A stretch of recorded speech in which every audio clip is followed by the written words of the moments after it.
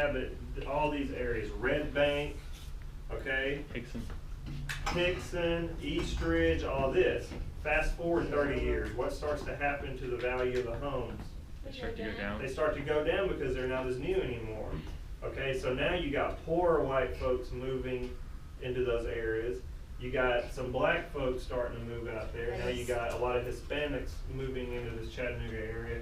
And then your uppity people that can afford it, white, black, it doesn't matter their race, okay? It matters on how much money they earn. It's all about the moolah. It continues to expand because now you got faster cars that are more efficient on gas. Now you're getting into the 1990s. People don't really mind driving half an hour to get to work or to get home. So where's the newest suburbs? Ooltewah, even farther out. Cleveland. All right. Cleveland. East Brainerd. Ridge. Somebody got shot on my street like 2 weeks ago. I don't think East Brainerd is. Well, I'm talking about East Brainerd, like where East Hamilton High School is. Yeah, that's like what way Ridge. out You there. said East A Brainerd. lot of the houses were the same before. Yeah. I think it's Missionary Ridge. Now, Missionary Ridge is an exception because those homes that were constructed in the late 1800s. That was a totally different class of people because they had views of the city. So the real estate was totally different, right? It's in East Ridge. Yeah.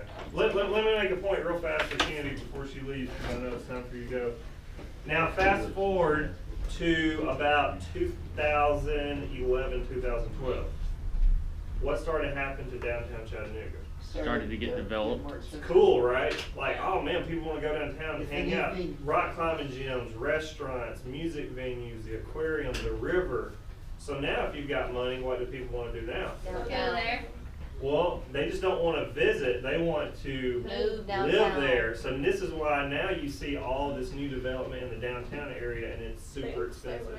Because people can walk everywhere. They can ride their bike, go do stuff. Those townhouses. So now the opposite's happening. What's starting to happen to the housing prices in the suburbs? Going up. Well, they're starting to go down now, and the housing downtown's starting to go back up.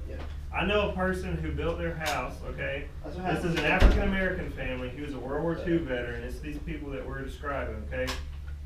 He and his wife, and they ended up having 3 kids.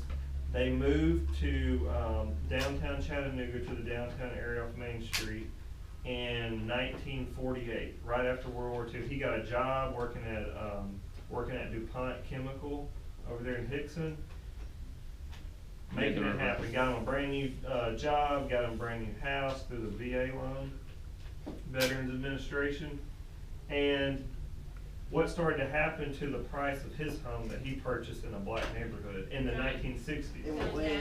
Well, it started to go down because remember, in the 60s you had white flight, okay? White flight?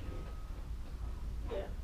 Oh, that's okay. White flight, 1950s and 60s, okay? Whites moved to the suburbs, right? So now in your inner cities you've got black people, okay? You've got African American. So this guy who worked hard, he bought his own home. What started to happen to the value of his home in the inner city in the 50s and 60s? It started to go, actually started to go down. But you know what? He bought his home and he gave his home to his children. And now his 2 sons who are now in their 60s, they actually live behind me, okay? They've lived there, they grew up in that house, and here they are, they're retired, and they're living there. And what's happened to the value of their home? It's going way up. Like, people are knocking on their door all the time trying to buy their house, okay? Because what's happened, 15 years ago, the neighborhood I live in was like 98% black. The stuff that they do now, trying to People started to come in, and because these were lower income African American families, if you owned your home, developers started coming in saying, hey, can I buy your house? I give you $40,000 for it. And to a lot of people, if you're a low income, $40,000, it's like, that's more money than I'm making a whole year. Yeah, I'll sell you my house. Well, it says some of the houses. But your older folks who lived there and who had an emotional connection, they've stayed. and they've seen their value of their home just skyrocket. Yeah, that's Do what not- I was saying, I'm too.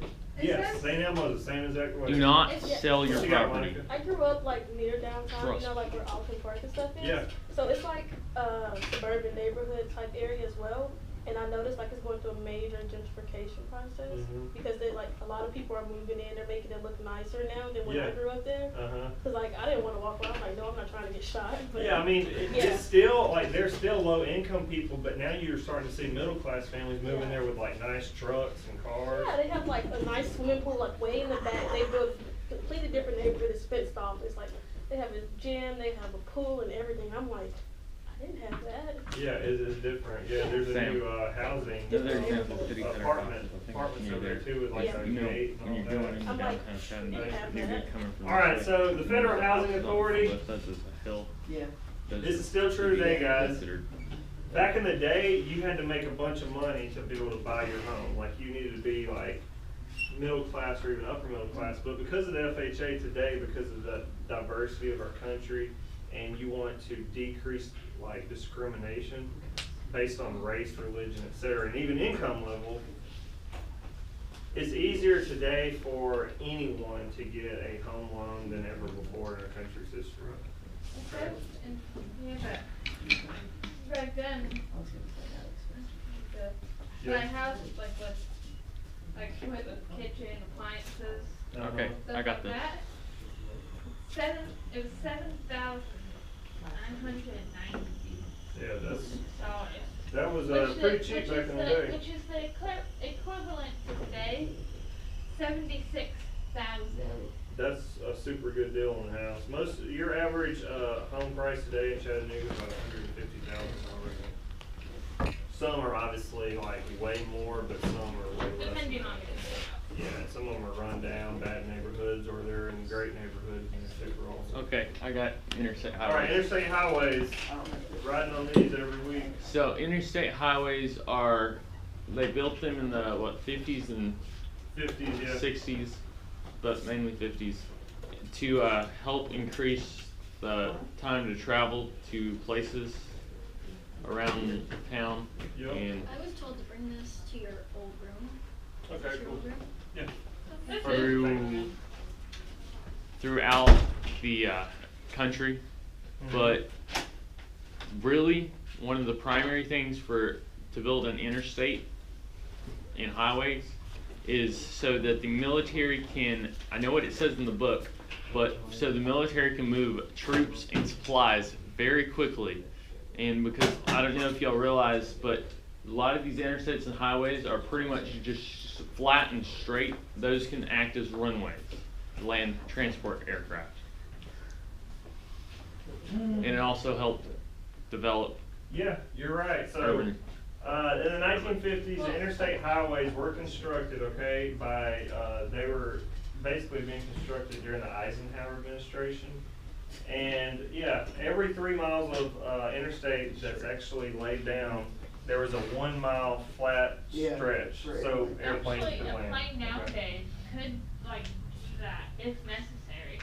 Oh yeah, for sure, Only it an happens all the time. emergency, Yeah. like an emergency You situation. see it a lot in California, especially where a lot of people Yeah. have pilot license. Wow. Um, Well, I'm so talking anyway, about like But a lot of planes people that have pilot like, you go license through here. airport. oh yeah, not commercial airliners won't do that because it would like, they're not big enough La- for commercial airliners. Last Okay guys, we gotta move That's on. not Interstate highways. true at all.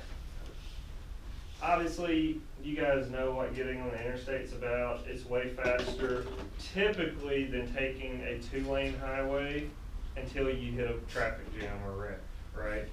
Now, some cities, like, from personal experience in Los Angeles, where there are 8 lanes of traffic going one 8 direction. lanes? Yeah, 8 Yeah. lanes, okay? It's A horrible. couple of years ago, I sat, I'm not kidding you, 4 hours, okay? 4 hours to go 15 miles.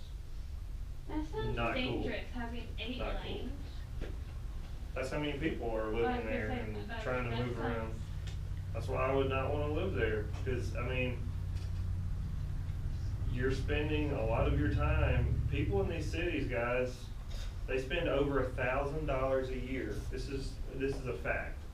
Okay? If you live in Washington DC, Los Angeles, in the entire metro area, New York City, and even in Atlanta is Boston. close to $1,000. Chicago. You waste $1,000 of gasoline idling in your car every year. You know the best way to turn off your, like a Not stop, just driving, but idling. like a stop or something like traffic jam or something? Yeah, thanks for raising your hand. Sorry. There was one thing that we were going to Gatlinburg, and it took us like almost 6 hours to get to Gatlinburg because there was a 3-car ride. Dang it, Like, there that's was exactly one what I ride, was gonna say. And then we It's got crazy. past that, and then there was another one, and then there was another one.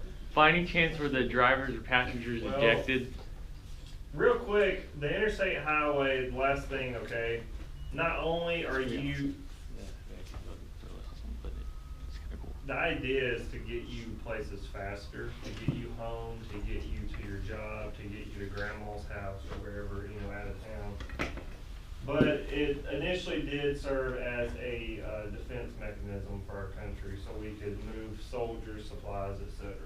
Now, of course, today, our economy cannot exist without it because most of the consumer products that we actually use, including our food, is being transported in a trailer of a truck. Like 90 to 90% of it. Yeah, I mean, it's an overwhelming majority. Now, to move on to fast food and shopping malls very quickly.